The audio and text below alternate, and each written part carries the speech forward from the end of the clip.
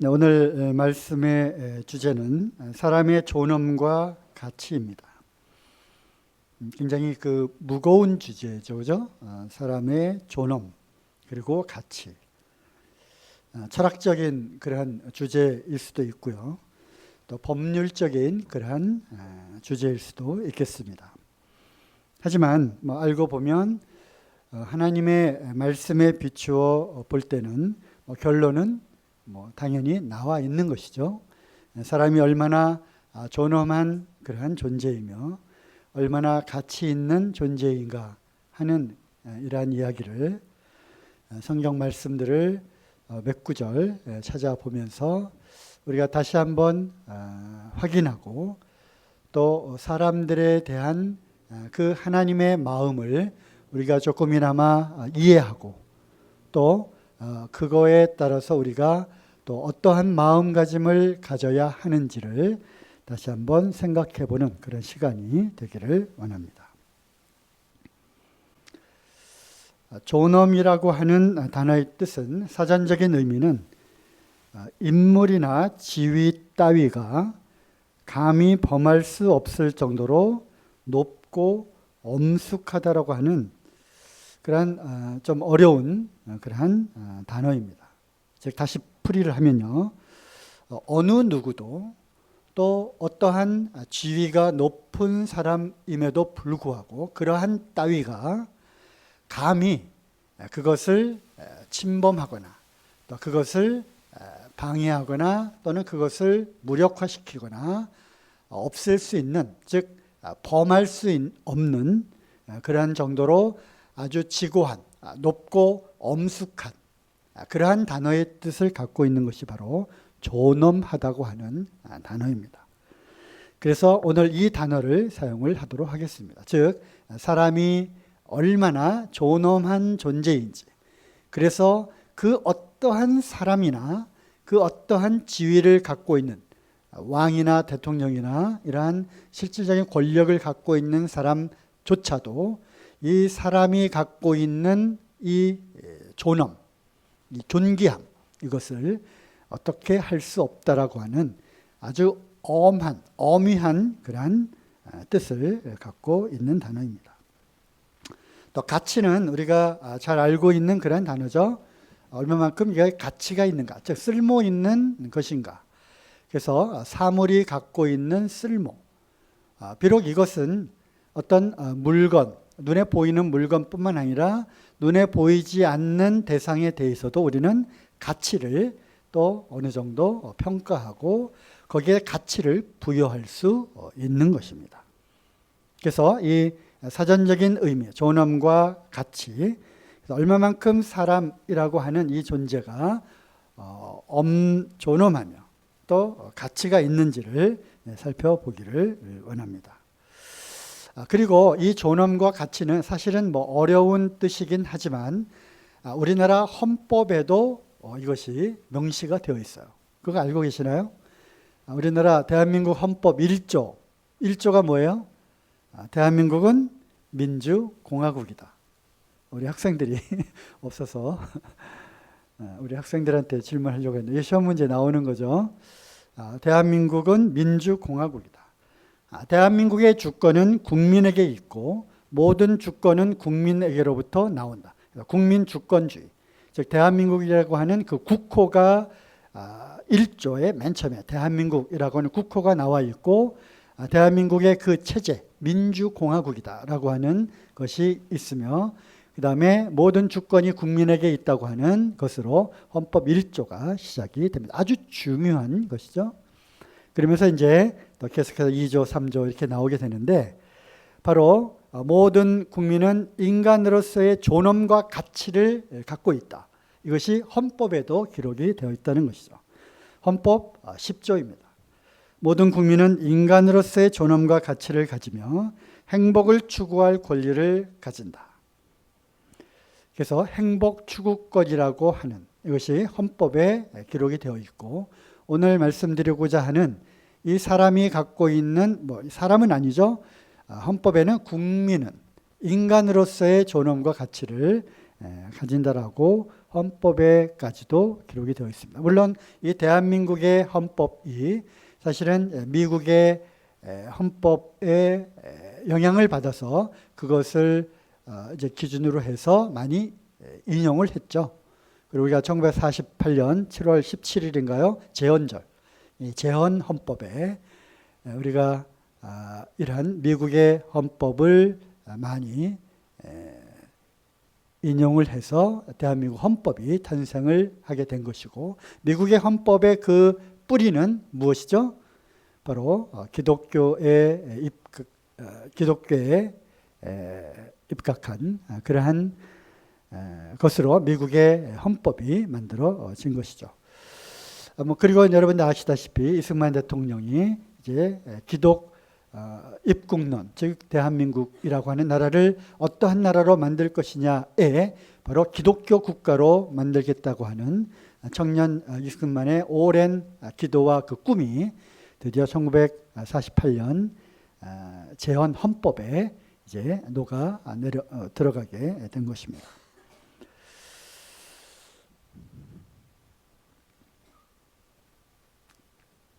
헌법에까지 이렇게 기록이 되어 있는 사람의 존엄과 그 가치. 그런데 많은 사람들은 맞다, 인간은 존엄하고 매우 가치 있는 존재이다. 소위 우리가 교과서에서도 배우죠. 사람은 만물의 영장이라고 하는 그런 것을 배우게 되는데, 질문은 그렇다면 사람은 왜 존엄하고 가치가 있는가라는 거죠. 사람이 왜 존엄하며 가치가 있는가? 이 왜라고 하는 이 질문에 대한 대답을 사람들은 잘 못하더라고요.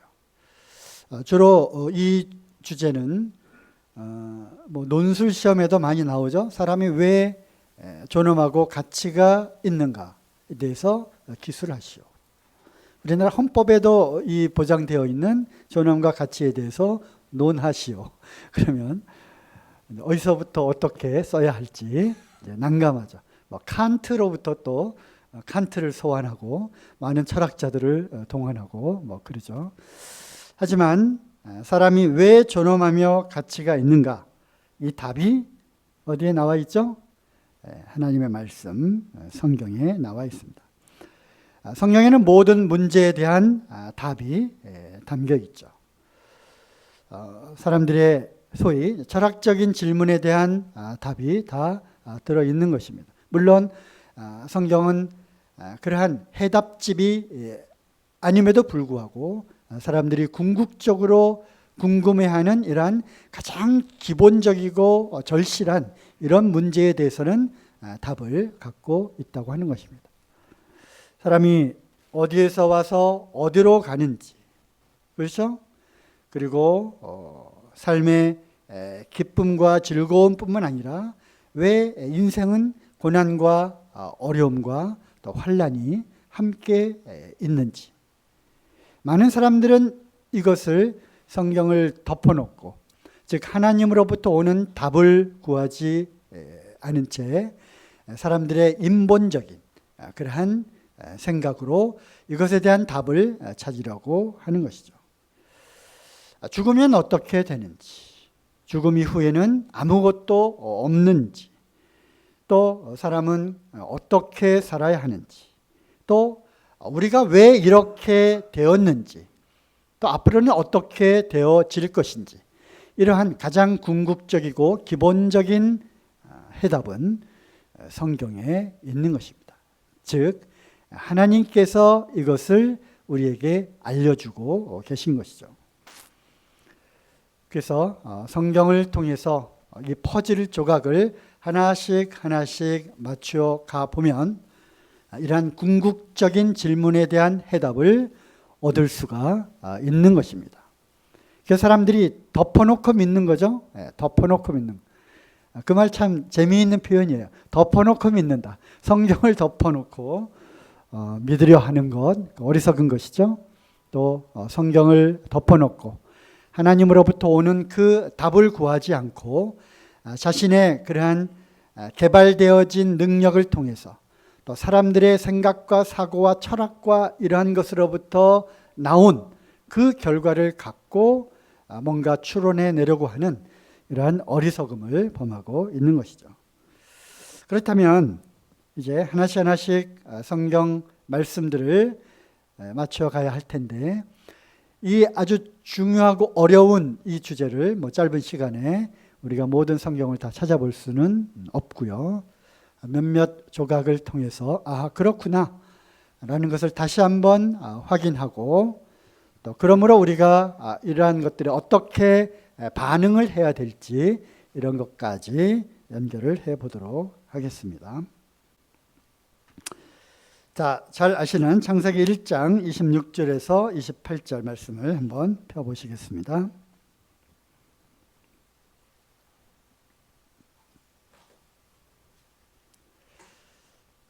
하나님이 가라사대 우리의 형상을 따라 우리가 사람을 만들고 그로 바다의 고기와 공중의 새와 육축과 온 땅과 땅에 기는 모든 것을 다스리게 하자 하시고, 하나님이 자기의 형상 곧 하나님의 형상대로 사람을 창조하시되 남자와 여자를 창조하시고 하나님이 그들에게 복을 주시며, 거기까지요.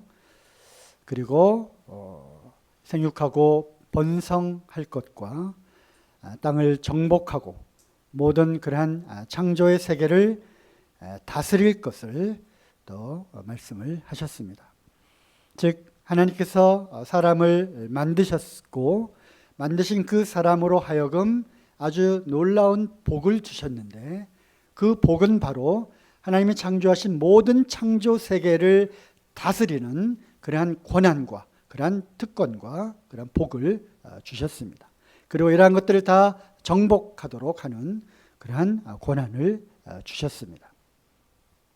어쨌든 사람이 왜 존엄하며 가치가 있는가? 거기 이제 답이 나와 있죠. 하나님께서 말씀하시는 그 해답은 하나님의 형상대로 창조하셨을 뿐만 아니라 창조의 목적, 즉 아주 놀라운 권한을 우리에게 주셨어요. 그것은 바로 다스리고 정복하는 그러한 권한을 주셨습니다. 형상대로 지음을 받았을 뿐만 아니라 우리에게 주신 그 가치와 그 존엄에 걸맞는 그러한 복을 우리에게 주셨는데, 바로 모든 만물의 영장이라고 하는 그러한 특권을 우리에게 주셨습니다. 우리를 하나님의 형상이 어떻게 생기셨죠? 본래 하나님을 본 사람이 없으되, 하나님을 본 사람이 없는 것입니다. 그럼에도 불구하고 여기에 나와 있는 하나님의 그 이미지, 그 하나님의 형상이라고 하는 그 뜻은 하나님의 인격입니다. 하나님의 마음입니다. 하나님의 그 인격, 하나님의 마음을 닮은 사람이라고 하는 생명체를 만드셨어요. 하나님을 모르는 사람들, 특별히 예를 들자면 하나님이 없다라고 하는 무신론자들, 또 유물론자들, 공산주의자들이 그렇죠. 그들의 사상에는 신이 없는 거죠. 하나님이라고 하는 존재가 없는 것입니다. 사람은 육체로만 되어 있고 죽으면 끝이다.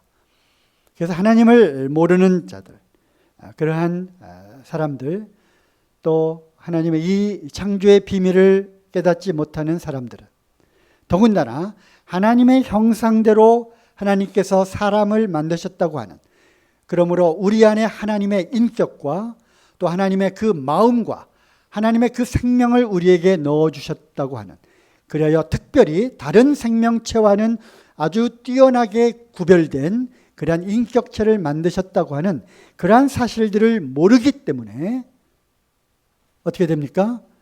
생명을 귀중하게, 소중하게 생각하지 않는 것입니다. 인격을 존중하지 않게 되는 것입니다. 그러므로 무시하게 되는 것이고, 그러므로 이 유물론 또 이 무신론자들에게 있어서는 사람 안에 담겨 있는 이 영혼의 가치와 이 중요성을 알지 못합니다. 그러므로 죽이고 살인하고 전쟁을 하고 또 심지어는 인격을 아주 처참하게 짓밟고 또 무자비하게 폭행을 가하는 이러한 일들을 서슴지 않고 있는 것입니다. 비단 공산주의자들뿐만 아니라 또 무신론자들, 또 요즘에도 하나님을 모르는 그러한 사람들, 이 죄악된 세상 가운데 이러한 것들이 만연해 있기 때문에 생명을 중시하지 않는 거예요. 그러므로 임의로 낙태할 수 있는 권한이 자기에게 있다라고 생각을 할 뿐만 아니라 사람을 해치고 하는 것도 대수롭지 않게 생각하는 거예요. 사람이 한 명 죽어가는 것 별로 심각하게 생각하지 않는 거예요. 수십 명, 수백 명, 수천 명이 한꺼번에 죽어야 뭔가 큰일이 났나 보다. 이 정도로 우리의 감각이 무뎌져 있는 것이죠.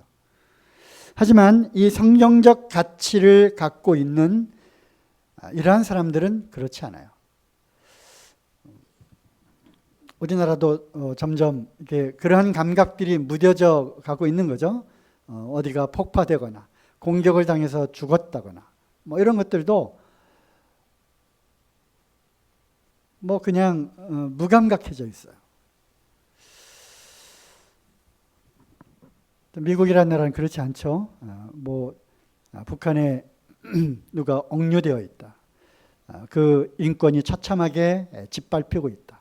그러면 그 한 사람의 그 영혼의 가치와 또 그가 갖고 있는 그 상징적인 의미가 크기 때문에 어떠한 대가를 지불하고서라도 그 한 사람을 구출해내기 위해서 온 나라가 또 온 그런 정치인들이 거기에 매달리는 거예요. 바로 헌법적인 가치가 아직도 기독교적인 그런 배경으로 살아있는 나라이기 때문에 그러한 것입니다. 하지만 우리나라는 이제 그러한 껍데기만 남아있을 뿐 그러한 것들로부터 우리는 감각이 많이 무뎌져 있는 것이죠. 어쨌든 하나님의 해답은 우리가 사람이 왜 존엄한 존재이며 가치 있는 존재인가라고 하는 그 해답 중에 하나는 하나님께서 창조하신 창조물 중에 가장 으뜸이 되도록 하나님의 모든 인격과 마음과 그 생명이 그 안에 들어가 있기 때문에 그렇다는 것이죠. 창세기 2장 7절에 여호와 하나님이 흙으로 사람을 지으시고 생기를 그 코에 불어넣으시니 사람이 생명이 된지라. 그래서 생기, breath of life, 생명의 호흡을 넣어주셨고요. 그래서 사람이 living soul, 살아있는 혼이 되었다. 여기서 말하는 이 life, living, 이 생명이라고 하는 이 단어가 바로 하나님께 속해 있는 단어라고 하는 것입니다. 사람을 창조하시기 전에 많은 그러한 생명체들을 만드셨어요. 그렇죠? 많은 동물들과 육축과 고기와 새와 이런 것들을 다 만드셨잖아요. 그죠?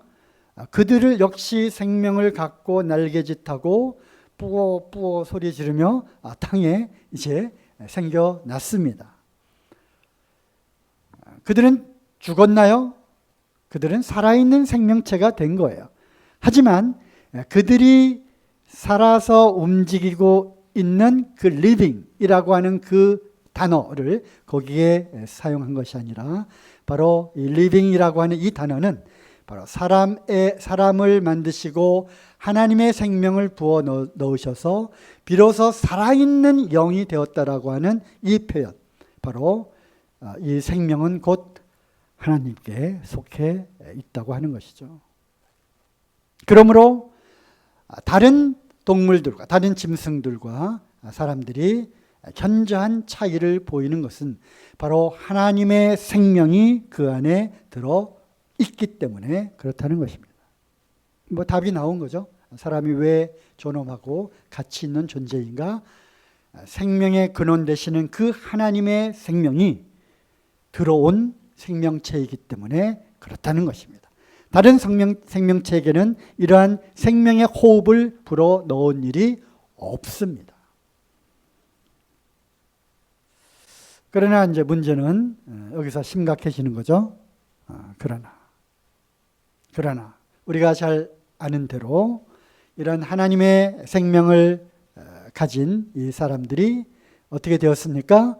죄가 이 땅에 들어오고 불순종으로 말미암아 타락하게 되고, 그러므로 이제 쫓겨나게 되고, 이 땅에는 그 사람들의 죄로 말미암아 모든 생명체들과 모든 피조 세계가 함께 고통 가운데 빠지게 된 것입니다. 그러므로 우리가 알고 있는 이러한 모든 것들에 더하여서 오늘의 주제인 사람에게 주어진, 사람만이 갖고 있는 특별한 존엄과 그 가치, 이 지고한 그 가치 역시 타락하게 되고 또 그것이 망가지게 되었다고 하는 것이죠. 존중받아야 할 하나님의 형상대로 지음받은 인간의 타락, 그리고 복을 잃어버리게 되었습니다. 다스리고 정복하는 그러한 권세까지도 잃어버리게 된 것이죠. 존엄과 가치가 이제 짓밟히게 된 것입니다. 땅에 떨어졌어요. 예전의 영광을 잃어버렸습니다. 신락원이 되어버린 것이죠. 하지만 항상 반전이 있잖아요. 반전. 어떤 반전이 있어요? 그럼에도 불구하고입니다. 그럼에도 불구하고 많은 그러한 접속사들이 있어요. 그죠? 그리고, 그러나, 여기 나와 있는 그럼에도 불구하고, 또 그럴지라도, 그러므로. 또 이러한 접속사들이 갖고 있는 의미가 또 크죠. 그럼에도 불구하고 하나님께서는 하나님의 형상대로 지음을 받은 이 사람들의 이 존재의 가치가 너무나도 소중했기 때문에 약속하셨죠. 이들을 다시 고치리라. 이 망가진 이 사람을 다시 수리해 주겠다. 고쳐주겠다. 그리고 죽어버린 이 생명을 다시 회복시켜 주시겠다고 약속을 하셨고, 그 일을 쭉 계획하시고 이루어 나가고 계셨습니다. 특별히 이스라엘 백성들을 통해서 한 혈통을 택해서 사람의 형상을 따라 하나님께서 이 죽어 있는 생명체인 이 인간을 되살리기 위한 그러한 원대한 계획을 세우셨던 것이죠. 우리가 잘 아시는 대로 이제 예수 그리스도를 통한 생명을 회복시켜 주시는 그러한 구원의 약속을 하셨고, 또 우리가 잘 알고 있는 대로 이제 우리가 그 예수님을 통해서 구원을 받은 것입니다. 오늘의 주제와 연결을 시킨다면 어떻게 된 거죠? 그로 인해서 우리가 실추되었던, 망가졌던 이 인간의 존엄과 고귀한 그 가치 역시 어떻게 됐다는 거예요? 회복되었다고 하는 것입니다. 물론 땅에서는 그러한 일들이 있었다 할지라도 하나님의 마음속에는 여전히 이 사람들을 언젠가는 내가 고쳐주리라. 그 무너진 데를 다시 회복시키리라 하는 그러한 계획을 갖고 계셨던 것입니다. 여전히 하나님의 마음속에는 사람이라고 하는 이 존재의 가치는 너무나도 소중한 것이었어요. 그렇기 때문에 포기하지 아니하시고 하나님의 때에 하나님의 방법으로 사람들을 구원할, 사람들의 주어진 이 생명의 가치, 하나님의 형상대로 지음을 받은 이 사람의 본래의 그 의미, 그것을 되살리기 위한 하나님의 계획을 실현하게 된 것이죠. 우리가 이제 가치를 생각해 보면요, 가치, 우리가 뭐 가치를 판단할 때 보통 어떻게 합니까? 우리가 요즘에는 이 가치를 매길 때 돈을 갖고 가치를 매기죠. 그죠? 그만큼 이 돈이라고 하는 이 물질이 우리에게 있어서는 정말 성경에 나와 있는 대로 하나님과 견줄 만한 그런 만문이즘으로 자리를 잡게 되었는데요. 어쨌든 돈이라고 하는 그러한 귀중한 것으로 그 물건이나 그 대상의 가치를 이제 매깁니다. 여기 이제 노트북이 있는데요. 이게 이제 적절한 글자체가 안 맞아가지고 깨져 나오는데, 이 노트북이 있는데, 이 노트북의 가치는 얼마일까요? 이것이 이제 가격, 적절한 가격을 이제 산정을 하는 거죠. 물론 원가와 이런 것들을 갖고 하겠지만, 이 정도의 돈의 가격을 매기면 사람들이 그 가치를 평가해서 그 돈과 이것을 바꿀 수 있을 정도인가. 바로 돈을 통해서 어떤 물건들의 가치를 우리는 평가를 합니다. 그리고 그것을 내가 그 돈을 주고 바꿀 만한, 구입할 만한 가치가 있다고 생각하면 얼마든지 그 돈을 지불하는 것입니다. 그러므로 이 가치는 소위 뭐 돈이라고 하는 그런 매개체를 통해서 어느 정도 평가를 할 수 있는 것이죠. 그렇죠? 네. 어떤 사람에게는 이것이 뭐 한 10,000원의 가치가 있다고 생각하지만 어떤 사람이 이것이 10만 원의 가치가 있다고 생각할 수도 있는 것이고요. 어떤 사람에게는 돈 1,000원의 가치도 없다고 생각할 수도 있는 것입니다. 그래서 이 가치는 본인의 주관적인 그런 판단이죠. 물건뿐만 아니라 어떤 보이지 않는 대상에 대해서도 우리는 가치를 매기기도 합니다. 그래서 때로는 이것은 돈으로 매길 수 없는 아주 엄청난 가치가 있는 것이야 라던가, 또는 이것은 내가 전 재산을 다 들여서라도 이것을 투자할 만한 가치가 있는 것이야, 이렇게 판단하고 거기에 투자를 합니다. 참 그 빛바랜 옛날 그 찢겨진 그 사진을 다시 깨끗하게 테이프로 붙여서 보관하는 그 빛바래고 찢겨진 그 사진 한 장이 그 사람에게는 정말 소중하고 가치가 있는 것이죠. 그러므로 그렇게 투자를 하는 것입니다.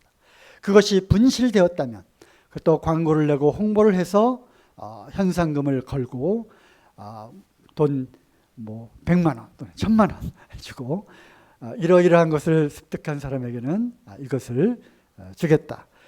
그래서 그 가치를 이제 평가를 하고 매기기도 하죠. 돈으로 매길 수 없는 가치들도 있죠. 뭐 어떤 것들이 있습니까? 뭐가 있어요? 돈으로 매길 수 없는 뭐 충성심, 그죠? 충성심, 돈으로 매길 수 없는 거죠. 사랑, 그죠? 목숨보다 더 고귀한 뭐 사랑, 우정, 뭐 이러한 눈에 보이지 않는 것에도 우리는 가치를 매기는 것입니다. 어떤 사람은 복음을 위해서 이것이 정말 내 목숨보다도 더 귀하다고 판단이 되어지면, 그만큼 가치가 있다면 자기의 모든 것을 다 팔고 가족들과 또 이러한 모든 것들보다도 더 우선순위에 두고 자기의 생명을 거기에 투자하는 것입니다. 그럼 질문을 드리겠습니다. 하나님에게 있어서 사람은 얼마만큼의 가치가 있겠는가? 얼마만큼 가치가 있습니까? 네, 하나님에게 질문해야 되는데, 그죠? 하나님에게 있어서 사람은 얼마만큼의 가치가 있으십니까? 라고 하나님께 이제 여쭤봐야죠. 하나님의 그 답을 성경에 기록해 놓으셨습니다. 마태복음 13장 45절, 또 퍼즐 한 조각을 또 집어서 제시를 해드리면요. 천국은 마치 좋은 진주를 구하는 장사와 같으니 극히 값진 진주 하나를 만나매 가서 자기의 소유를 다 팔아 그 진주를 샀느니라. 네, 어떤 진주를 구하는 장사와 같은데 무엇을 발견했어요? 진주 하나를 발견했는데 와, 그 진주는 아주 극히 값진 진주였어요. 이 장사의 눈에는 이것보다 더 귀하고 가치 있는 진주는 없다. 그 가치를 알았어요. 그리고 어떻게 했습니까? 행동으로 옮겼죠? 어떤 행동으로 옮겼어요? 자기의 모든 소유를 다 팔아서 그 진주 한 개를 다 맞바꾼 것입니다. 산 것입니다. 무엇이 그렇다고요? 천국이 이렇다고 하는 것입니다. 이러한 마태복음 13장에 씨 뿌리는 비유부터 시작된 이 천국의 비유를 통해서 우리는 하나님의 마음을 알 수 있는 것입니다. 하나님께서 이 인생들을 향한 그 하나님의 마음은 극히 값진 진주들이에요. 극히 값진 진주들. 그래서 하나님의 그 모든 재산, 하나님의 모든 전 재산을 다 팔아서 그 진주들을 산 것입니다. 이 비유가 어떤 비유인지 우리가 아시겠죠? 그죠? 물론 이것에 대한 해석이 좀 달라질 수도 있지만 말이죠. 우리가 지금 가치를 지금 생각하고 있는 중입니다. 잘 아시는 요한복음 3장 16절. 하나님의 세상을 이처럼 사랑하사 독생자를 주셨으니 이는 저를 믿는 자마다 멸망치 않고 영원한 생명을 얻게 하려 하심이니라. 이처럼 사랑했다고 하는 이 강조, 이 수식어에 어떻게 이거보다 더 강하게 표현할 그런 수사구가 없는 거죠. 이처럼 사랑하셨다고 하는, 그래서 하나밖에 없는 독생자 예수 그리스도를 이 땅에 보내셔서 처참하게 죽음의 길로 모셨던 것입니다. 우리의 모든 죄를 다 짊어지시고 십자가에서 피를 흘리셔서 그 피의 대가로 자기의 모든 소유인 독생자, 하나밖에 없는 유일한 그 하나님, 유일하신 육신으로 오신 유일하신 그 하나님, 그 한 분, 하나님의 모든 것을 팔아서 그 피를 흘리셔서 사람들을 사셨습니다. 그러므로 우리는 얼마나 존귀한 자인가, 얼마나 존엄한 자인가. 감히 어떤 사람들도, 어떠한 지위가 높은 그러한 사람들조차도 감히 범접할 수 없는 아주 고귀하고 엄한 그러한 위치에 있는 자인가를 우리는 생각을 해야 하는 것입니다. 사람들이 사람들을 어떻게 평가하고 판단한다 할지라도 하나님의 마음, 하나님의 생각, 하나님의 그 우리를 향한 그 가치는 이만큼 크다고 하는 것입니다. 그러기에 자기의 독생자 예수 그리스도를 아낌없이 내어 주신 겁니다. 그러므로 나는 얼마나 존귀한 자인가. 하나님의 소유로 만드셨어요. 빚값을 주고 우리를 사서 하나님께 드리셨어요. 예수 그리스도와 우리는 완전히 하나로 연합된 자가 되게 하셨습니다. 그리스도의 것이 되게 하셨어요. 하나님의 형상대로 지음을 받은 이 사람이 얼마나 존엄하고 가치가 있는가. 그뿐만 아니라 그 중에서도 보내심을 받은 그 예수 그리스도의 사랑을 깨닫고 믿고 받아들인 소위 거룩하여진 성도, 거룩하여진 하나님의 이 양물이 이들이 얼마나 더 귀하고 소중한 존재인가라는 것이죠. 영접하는 자, 그 이름을 믿는 자들에게는 하나님의 자녀가 되는 권세를 주셨습니다. 이 권세. 아까도 우리가 읽었던 말씀이잖아요. 만물에게 복을 주시는데 하늘에서 간 모든 신령한 복을 예수 그리스도 안에서 주셨어요. 그것은 아담에게 속한 그러한 복뿐만 아니라 아담이 실패했던 그러한 것 플러스 예수 그리스도를 통해서 회복되어진 그 모든 복들을 다시 회복시키신 거예요. 다스리고 정복하는 실질적인 이 모든 피조세계, 모든 만물의 영장, 왕이 되는 그러한 권세를 우리에게 주셨다는 것입니다. 믿어지십니까? 아까 어떤 형제님이 그렇게 감사 기도를 드렸어요. 놀라운 거죠. 제 말씀 슬라이드를 보셨는지 그렇게 기도를 했어요. 사람에게 주신 이 존엄을 고쳐주셨다. 존엄을 회복시켜 주셨다. 그 감사 들으셨어요? 놀라운 그런 간증이죠. 우리에게 주신 이 존엄, 이 존귀한 이 가치, 이거를 회복시켜 주셨다는 거예요. 고쳐 주셨다는 겁니다. 그래서 하나님과의 그러한 관계가 회복되고 생기, 이 하나님의 이 생명, 죽은 영혼이 하나님의 그 생명으로 다시 회복되어서 우리는 이제 하나님의 자녀가 되는 그러한 권세를 얻은 자가 된 것입니다. 첫사람 아담은 만들어졌지만 우리는 예수 그리스도 안에서 낳은 존재이고, 그죠?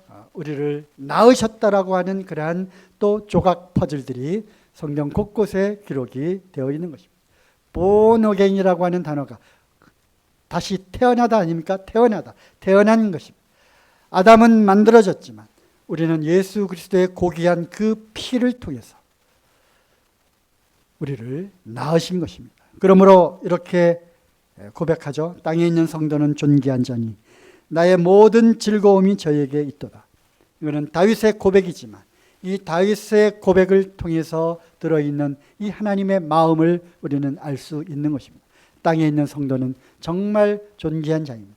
나의 모든 즐거움이 바로 이 구원받은 성도들에게 있다고 하는 것입니다. 하나님의 이 얼굴은 우리를 향하는 것입니다. 하나님의 귀는 우리를 향해 듣고 있는 것입니다. 물론 하나님의 형상대로 지음을 받은 이 타락한 이 모든 인간 세상에 하나님의 눈이 향하고 있는 것이죠. 이 모든 내리는 비가 의인에게 뿐만 아니라 악인들에게까지도 이 비가 내리는 거죠. 모든 은혜의 비가 다 있는 것입니다. 그럼에도 불구하고 특별히 이 구원받은 하나님의 자녀들에게 주시는 하나님의 이 귀한 가치의 이 회복, 이거는 놀라운 것입니다. 그러므로 하나님의 모든 즐거움이 회복된 자녀들에게 있는 것입니다. 잘 아시는 말씀이죠. 스바냐 3장 17절. 너희 하나님 여호와가 너희 가운데 계시니 그는 구원을 베푸실 전능자시라. 그가 너로 인하여 기쁨을 이기지 못하여 하시며. 그렇지. 기쁨을 이기지 못하시. 어떻게 이렇게 시적인 표현이 가능할까? 그 기쁨을 이기지 못하는 그런 시적인 표현을 사용하시죠. 너를 잠잠히 사랑하시며 너로 인하여 즐거이 부르며 기뻐하시리라. 이 배경 가운데 이스라엘이 그 타락하고 하나님을 버리고 멀리 떠났음에도 불구하고, 그럼에도 불구하고 끝까지 사랑하시는 그 사람들에 대한 하나님의 그 사랑, 그것은 바로 하나님의 그 창조하신 창조물 가운데 가장 존엄하고 가치 있는 존재이기 때문에 끝까지 놓지 아니하시고 포기하지 아니하시고 붙들고 계셨던 것이죠. 그것이 이제 우리에게 편만한 이 복음으로 우리에게 전해진 것입니다. 가장 귀한 것을 주시는 데까지 존귀를 더하셨습니다. 그것은 바로 보배로운 보혈입니다. 그리스도의 생명, 하나님의 그 생명을 주신 거예요. Life, living soul, 그 생명을 호흡으로 주셨는데 이제는 그 생명을 그 피에 담아서 우리에게 주신 거예요.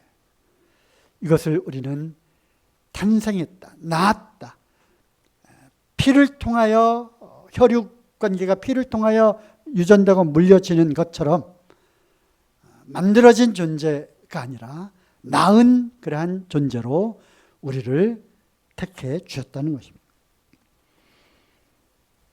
가장 귀한 것, 생명의 피, 이 보혈, precious blood, 보배로운 피를 통해서 우리를 왕과 제사장으로 삼으셨습니다. 계시록 1장 5절에서 6절에 보면 킹제임스 성경에는 우리를 왕과 제사장으로 삼으셨다. 왕, 뭐예요? 아까 말씀드린 다스리고 정복하고 땅에 충만한 그러한 고난, 그러한 것을 회복시켜 주셨어요. 제사장으로 삼으셔서 거룩한 하나님 앞에, 빛 대신 그 하나님 앞에 오직 거룩한 자만이 갈 수 있는 그 길을 자신의 그 보혈로 깨끗하게 우리를 씻겨주시고 우리를 단번에 그 몸을 들이심으로 우리를 거룩하게 해주시고 거룩한 자로 우리를 삼아주셔서 그 길을 통해서 거룩하신 하나님 앞에 나아갈 수 있는 길을 열어주신 것입니다. 우리는 얼마나 존엄하고 가치 있는 자인가. 택하신 족속입니다. chosen, 선택되어진. 제가 자주 표현하는 그거죠. 바닷가의 모래알이 그렇게 많을지라도 핀셋처럼 우리를 택해서 이 자리에 앉혀 놓으신 것입니다. 왕가의 제사장, 로얄 프리스트훗, 왕족, 아주 지고한 제사장 중에서도 그러한 지고한 제사장인 것입니다. 거룩한 나라, 거룩이라고 하는 단어를 하나님만이 쓰실 수 있는 이 단어를 우리에게 주셨습니다. 또 그의 소유된 백성, 아주 특별한 백성이라고 우리를 삼아 주신 것입니다. 그러므로 이제 오늘 말씀을 다 들으셨죠. 사람이 얼마나 존엄하고 가치 있는 존재입니까? 죄는 미워하지만 죄인들은 결코 미워해서는 안 되는 것입니다. 왜냐고요? 모든 생명은 다 존귀하기 때문에 하나님의 마음을 품고 하나님의 눈으로 봐야 하는 거예요. 그래서 이 나에 대한 생각도 바꿔야 되는 것입니다. 자긍심을 가져야 되고요. 자존감을 갖고 있어야 하는 것입니다. 나는 하나님의 지고한 사랑과 하나님의 나를 정말 가치 있게 보고 그렇게 나를 인정하고 계시다고 하는 이 자존감을 높여야 하는 것입니다. 우울해지지 마십시오.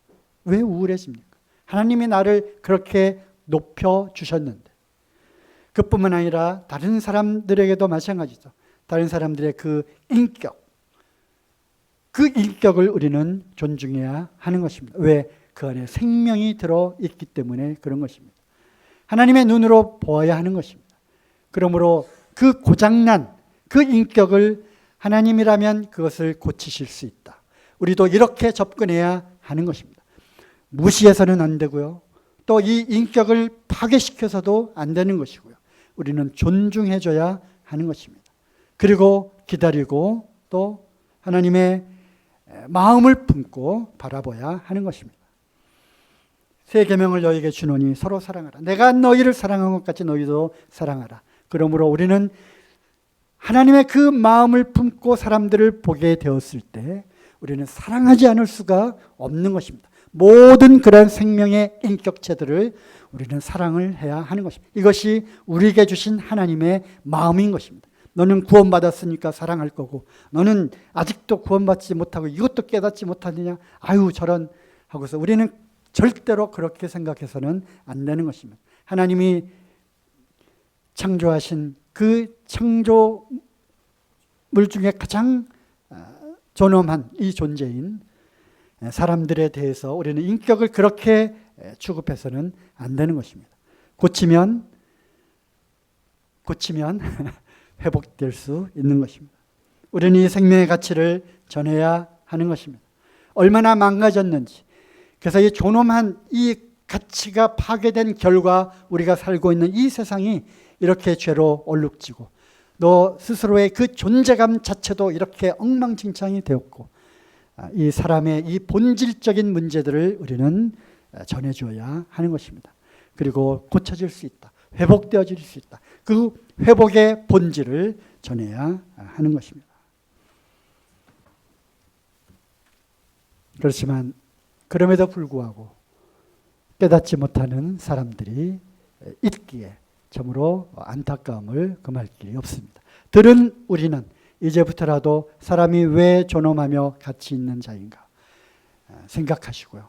그 중에서도 특별히 또 우리에게 주신 그 하나님의 구원의 선물 그것을 또 믿게 하시고 우리를 택해 주셔서 먼저 이것을 알게 하시고 이것을 전해야 되는 그런 의무를 또한 우리에게 주신 이 사명뿐만 아니라 우리에게는 이러한 책임이 있다는 것 또한 알아야 할 것입니다.